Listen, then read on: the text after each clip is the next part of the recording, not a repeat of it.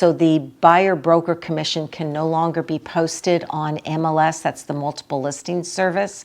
In the past, we would post what the seller is willing to give to the buyer's agent for bringing in an offer and getting that accepted. So that no longer is accessible. But most sellers, all my sellers, are paying the buyer's concessions or the buyer's broker fee.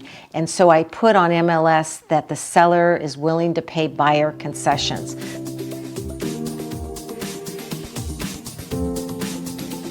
Hello everybody, I'm Debbie Indahar-Giordano of Master Brokers, and wish everyone a happy Halloween. Hope it's safe and the kids have a great time next week trick-or-treating. So we'll talk about today some interesting articles that came out in the Milpitas Post recently, and then the San Jose Mercury News had a good one. Then I'll talk about some inventory. I've got lots of inventory coming up, really excited about that.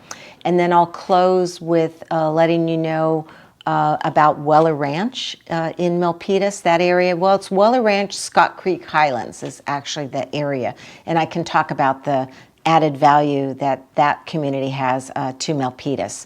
So let's begin with NAR, that's the National Association of Realtors, Consumer Guide explains Sellers Concessions. I'm meeting a lot of sellers now that the NAR has the lawsuit was settled. So the buyer broker commission can no longer be posted on MLS, that's the multiple listing service.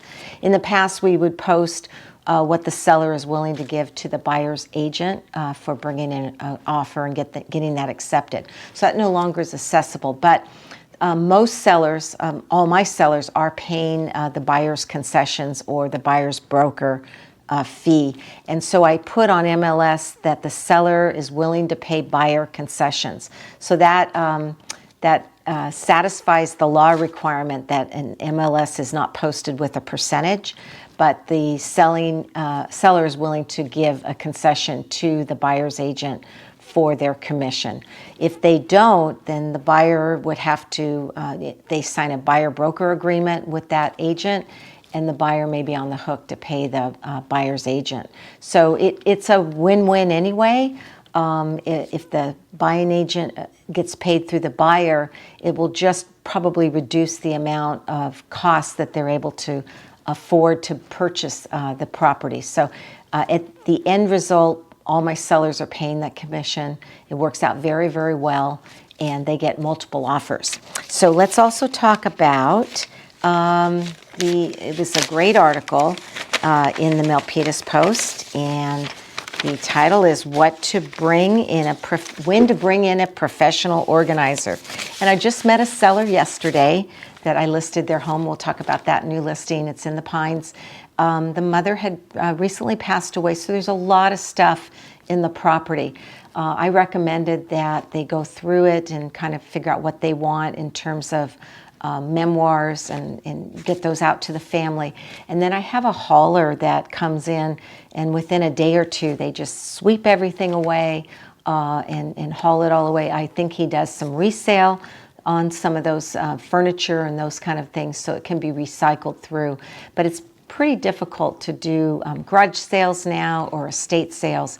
They're just not very well money makers, and it's more cost effective, I think, to get a hauler in to remove those additional belongings that they want to get. I don't know if there's any Goodwills or any Salvation Armies that actually take these possessions anymore, so you might want to check into that. But during COVID, they shut down on collecting at the homes, so it's probably just more cost effective to use a hauler, and I've got that process, and we're going to use that for this listing. And then let's talk about jobs. That's kind of an exciting topic.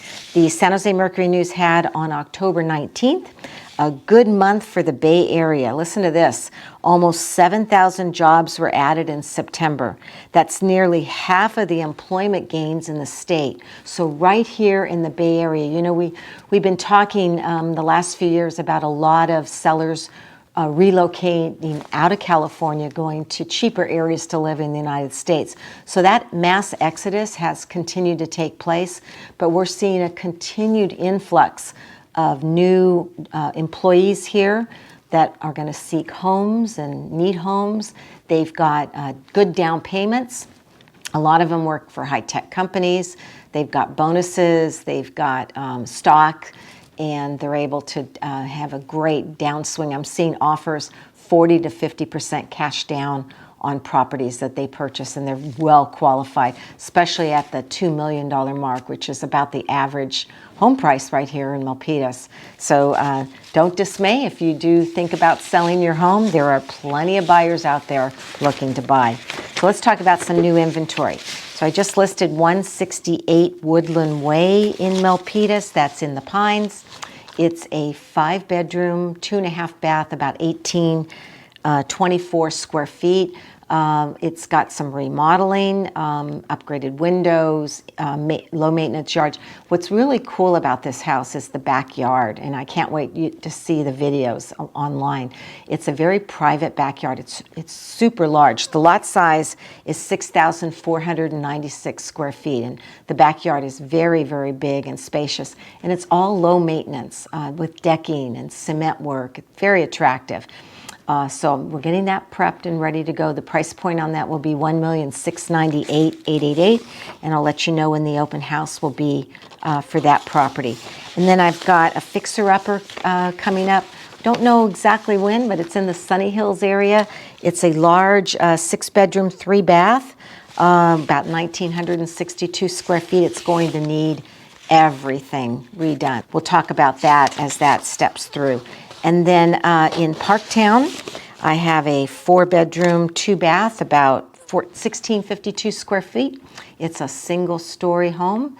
We don't have a price point on that yet, but that's near Senate Elementary School, and that might be available, say, early part of next year. And then off of Park Victoria Drive, North Park Victoria, in a court setting, is a 5-bedroom, 2-bath, 1,507 square feet, 6,000 square foot lot. And that is set to come out in late spring of that. And then one more property. It's in the Milford Village area, which is the older established neighborhood in Milpitas. It's a 1-story, very good condition near Rose Elementary. Be meeting the seller in a couple weeks, so we'll get a timeline for that one. Again, that's a 5-bedroom, 3-bath, 1,775 square feet, and price will be fixed on that just when we get through doing our homework in the next couple weeks and figure out what the value on that one's going to be. All right, let's talk about Weller Ranch. So Weller Ranch, Scott Creek Highlands. They are executive style homes set up near the foothills. The minimum lot size on these homes are 10,000 square feet. Very unusual.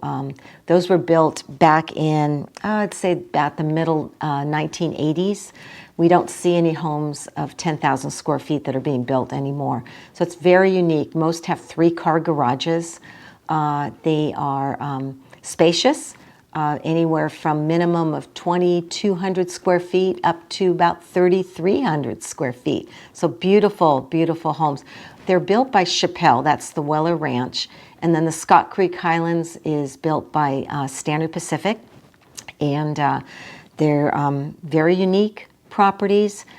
Price points are usually well over 2.7 to the low, I think they're going to hit the low 3 millions pretty soon here. So if you're interested in looking at that area, give me a call, 408-945-8988, or an email, giordano.dj@aol.com. Also, if you want to get your home ready, or we can talk about the upcoming spring market, which should be amazing, or even if you want to do something before the end of this year, give me a call too. I can be reached also by my cell, 408-858-5771, by phone or text. So look forward to seeing you next week. Thanks for watching, and I'll bring you some more bits and news and pieces of information about the real estate market going right here in the city of Milpitas. Thanks for watching. Bye-bye.